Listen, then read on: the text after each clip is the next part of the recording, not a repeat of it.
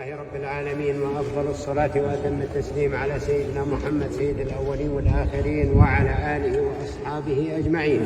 اللهم اغفر وارحم لمن كان اجتماعنا من أجله وسببه وعلانيته، رحمه الله، آنسه الله، عوضه الله الجنة. اللهم إن كان محسنا فزد اللهم في إحسانه، وإن كان غير ذلك فتجاوز اللهم عن سيئاته، وافتح له في قبره وجاف الأرض عن جنبيه، وقه فتنة القبر وعذابه، حتى تبعث آمنا مطمئنا برحمة منك يا أرحم الراحمين.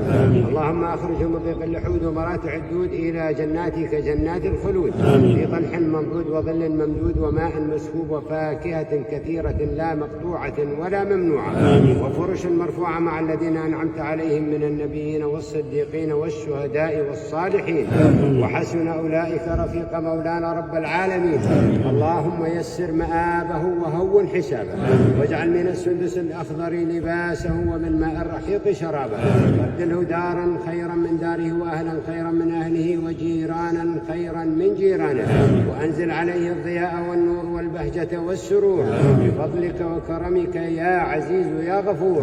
اللهم باعد بينه وبين خطاياه كما باعدت بين المشرق والمغرب.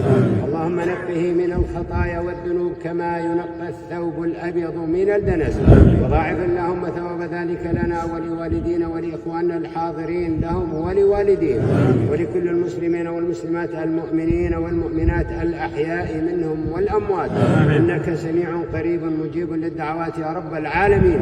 اللهم لا تحرمنا أجره ولا تفتنا بعده، واغفر لنا وله ولأمة محمد أجمعين، أحياء وميتين. أجب دعانا بفضلك يا مولانا، والحمد لله رب العالمين.